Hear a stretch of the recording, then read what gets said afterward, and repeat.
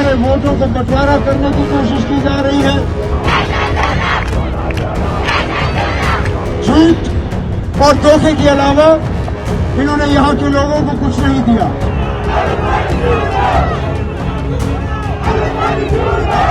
ये यहाँ बीजेपी को लाने के अलावा और कुछ नहीं करेंगे।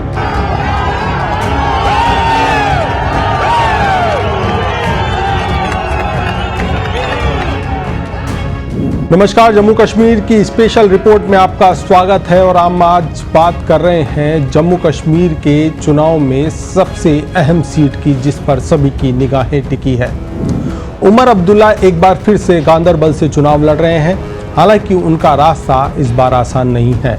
इस बार मुकाबला इंजीनियर राशिद की पार्टी के कैंडिडेट शेख आशिक और पीडीपी के बशीर अहमद मीर से है।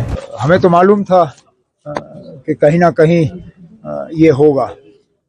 मुझे तो अफसोस बारामूला पार्लिमानी हलके के लोगों के लिए है, क्योंकि ये बेल उन्हें उनकी खिदमत के लिए नहीं मिला है। ये बेल उन्हें पार्लियामेंट अटेंड करने के लिए नहीं मिला है। ये बेल एक मेंबर पार्लियामेंट की हैसियत से काम करने के लिए नहीं मिला है। ये बेल मिला है सिर्फ और सिर्फ यहाँ वोट हासिल करने के लिए, और उसके बाद इनको वापस तिहाड़ लेना पड़ेगा और नॉर्थ कश्मीर के लोग दोबारा एक नुमाइंदे के बिना होंगे। अब वोटर इसको किस तरह से लेगा और इस फैसले का उन पे क्या असर होगा, हम देखेंगे। अभी शेरे कश्मीर के नाम से मशहूर कश्मीर के पहले प्रधानमंत्री शेख अब्दुल्ला गांदरबल से ही चुनाव लड़े थे और जीते थे, फिर मुख्यमंत्री बने। उनके बेटे और नेशनल कॉन्फ्रेंस के प्रेसिडेंट फारूक अब्दुल्ला भी यहीं से जीते और मुख्यमंत्री बने। अब्दुल्ला परिवार की तीसरी पीढ़ी से आने वाले उमर अब्दुल्ला भी गांदरबल से चुनाव जीतकर ही मुख्यमंत्री बने थे। उमर अब्दुल्ला ने पहला चुनाव 2002 में गांदरबल से ही लड़ा था, लेकिन पीडीपी के काजी अफजल से 2870 वोटों से हार गए।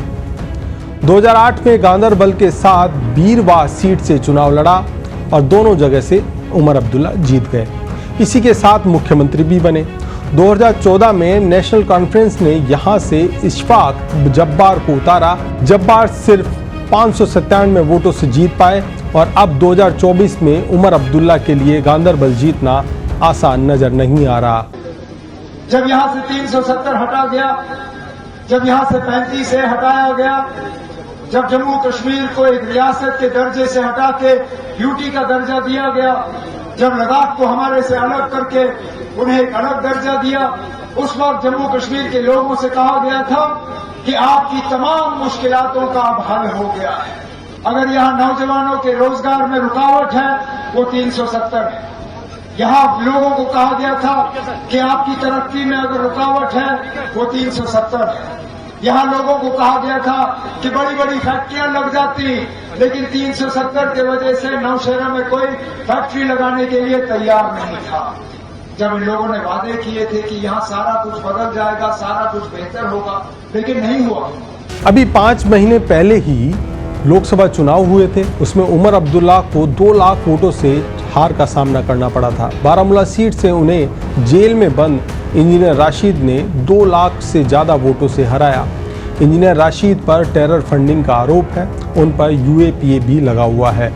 चुनाव में राशिद के बेटों ने प्रचार किया। रिजल्ट आया तो इंजीनियर राशिद को पार्टी में सबसे बड़ी जीत मिली, या फिर घाटी में बोले तो सबसे बड़ी जीत उन्हीं की थी। इंजीनियर राशिद को अब विधानसभा चुनाव के प्रचार के लिए अंतरिम जमानत मिली है। लोकसभा चुनाव में करारी हार की वजह से उमर अब्दुल्ला के लिए सिर्फ गांदरबल से चुनाव लड़ना जोखिम भरा था, इसलिए बड़गाम सीट से भी वो चुनाव लड़ रहे हैं। एक्सपर्ट के अनुसार गांदरबल से ज़्यादा करीबी टक्कर बड़गाम सीट पर होने जा रही है। यहाँ पर पूर्व सीएम उमर अब्दुल्ला नेशनल कॉन्फ्रेंस और कांग्रेस के अलायंस के उम्मीदवार हैं। अपनी पार्टी के कैंडिडेट मुंतजीर मौजुद्दीन ने चुनाव से 4 दिन पहले ही उमर अब्दुल्ला को सपोर्ट कर दिया। मुंतजीर का भी यहाँ अच्छा खासा वोट बैंक बताया जा रहा है। ऐसे में उमर अब्दुल्ला को फ़ायदा मिलता नज़र आ रहा है। फिर भी पीडीपी के कैंडिडेट सैयद मुंतजीर मेहंदी से कड़ी टक्कर यहाँ पर देखने को मिल सकती है।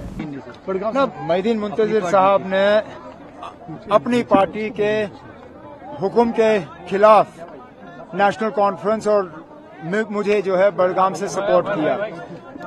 अपनी पार्टी ने पीडीपी के हक में ऐलान किया था। अपनी पार्टी के लीडरों ने कहा था कि उनका सपोर्ट जो है पीडीपी के उम्मीदवार को होगा, लेकिन मैं शुक्रगुजार हूं मोहिउद्दीन मुंतजिर साहब का।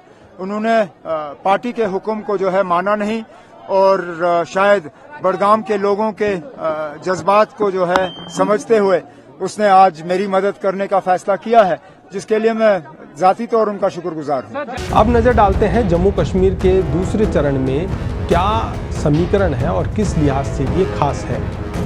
पहले पॉइंट की बात करें तो नेशनल कॉन्फ्रेंस और कांग्रेस अलायंस को सेकंड फेज यानी दूसरे चरण में 26 सीटों में से 13 से 15 सीटों पर यहाँ पर मजबूत नजर आ रही है। ये अलायंस है नेशनल कॉन्फ्रेंस और कांग्रेस का गठबंधन जो है। दूसरे पॉइंट की बात करें तो सेकंड फेज में दूसरे नंबर पे जो पार्टी रह सकती है वो बीजेपी है। बीजेपी को 4 से 5 सीटों पर मजबूत स्थिति में नजर आ रही है। यहाँ पर ये सभी सीटें जम्मू रीजन की है और कश्मीर घाटी में सेकंड फेज में भी बीजेपी को जीतना मुश्किल यहाँ पर नजर आ रहा है। जम्मू कश्मीर की नौशेरा सीट पर बीजेपी और नेशनल कॉन्फ्रेंस के अलायंस के उम्मीदवार के बीच में कड़ा मुकाबला यहाँ पर नजर आ रहा है, क्योंकि यहाँ से रविंद्र रैना बीजेपी के उम्मीदवार है। तीसरे पॉइंट की बात करें तो सेकंड फेज में पीडीपी को 1 से 2 सीटों पर यहाँ पर बढ़त मिलती नजर आ रही है, यानी कि वहाँ पर भी पार्टी मजबूत है। इधर इंजीनियर राशिद की आवामी इत्तेहाद पार्टी और अल्ताफ बुखारी की अपनी पार्टी को 1 सीट मिल सकती है, यानी दोनों को 1-1 सीट पर यहाँ पर स्थिति मजबूत आ रही है, यानी कि तीनों पार्टियों के नेता कुछ खास सीटों में कड़ी टक्कर देते हुए यहाँ पर नजर आ रहे हैं। सेकंड फेज नेशनल कॉन्फ्रेंस और कांग्रेस अलायंस के लिए सबसे महत्वपूर्ण होने जा रहा है। जम्मू कश्मीर की जिन 11 सीटों पर वोटिंग होनी है वो सभी पुंछ, राजौरी, रियासी के पहाड़ी इलाके हैं। जम्मू कश्मीर के इन इलाकों की डेमोग्राफी एनसी यानी नेशनल कॉन्फ्रेंस और कांग्रेस, पीडीपी जैसी जो घाटी की जो पार्टियां हैं, मूल पार्टियां, उनके पक्ष में ये डेमोग्राफी जाती हुई नज़र आ रही है, क्योंकि यहाँ मुस्लिम आबादी से ज़्यादा है, हिंदुओं की संख्या बहुत कम है। जम्मू के इस इलाके में बीजेपी के लिए चैलेंज होगा जीतना। अगर वो यहाँ से 3 से 4 सीटें निकाल लेती है तो ये बड़ी बात होगी। वहीं कश्मीर घाटी की बात करें तो जिन 15 सीटों पर वोटिंग होनी है वो सेंट्रल कश्मीर में श्रीनगर और आसपास के इलाके से ये नेशनल कॉन्फ्रेंस का गढ़ माना जाता है। सेंट्रल कश्मीर के इस इलाके में नेशनल कॉन्फ्रेंस इसलिए भी मजबूत है क्योंकि उनके खिलाफ लड़ने वाली सबसे अहम पार्टी पीडीपी यहाँ पर इतनी मजबूत फिलहाल नज़र नहीं आ रही है, क्योंकि एनसी बड़ी चोट यहाँ पर दे सकता है, क्योंकि वो स्थिति मजबूत यहाँ पर नेशनल कॉन्फ्रेंस की यहाँ पर नज़र आ रही है। इंजीनियर राशिद यहाँ पर इस चुनाव में चाहे पहले फेज़ की बात करें या दूसरे फेज़ की बात करें, तीसरे फेज़ की बात करें, सभी फेज़ों में इंजीनियर राशिद मुसीबत बने हुए हैं सभी पार्टियों के लिए, चाहे वो नेशनल कॉन्फ्रेंस हो, कांग्रेस हो, पीडीपी हो या फिर भारतीय जनता पार्टी, क्योंकि इंजीनियर राशिद वो करिश्मा करके दिखा चुके हैं लोकसभा चुनाव में। और लोकसभा चुनाव में जो बड़ी जीत घाटी के अंदर सबसे बड़ी जीत उनको मिली थी, और वही रेस्पॉन्स जो जब वो फील्ड में जा रहे हैं, लोगों से मिल रहे हैं, उनके परिवार के सदस्य मिल रहे हैं, तो वो लोगों में नज़र आ रहा है। क्योंकि जब हमने पहले रिपोर्ट आपको बताई थी कि कश्मीर घाटी के लोग जो 2 परिवारों की राजनीति से परेशान नज़र आए, जब उन्होंने कहा, खुलकर कहा कि 2 परिवारों ने लूटने का काम यहाँ पर किया है, विकास कश्मीर का किसी ने नहीं किया, ऐसे में उनके लिए उम्मीद इंजीनियर राशिद नज़र आ रहे हैं। अब देखना ही कि इंजीनियर राशिद इस चुनाव में कितना नुकसान कर पाते हैं और क्या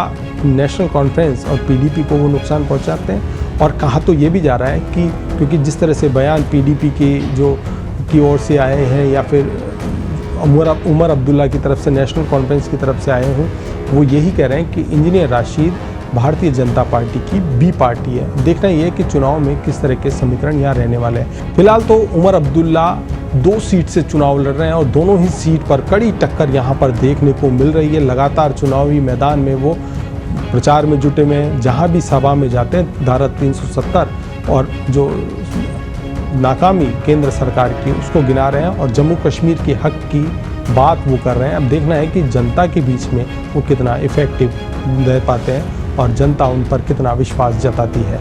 नमस्कार। हमारे वोटों को बंटवारा करने की कोशिश की जा रही है। झूठ और धोखे के अलावा इन्होंने यहाँ के लोगों को कुछ नहीं दिया।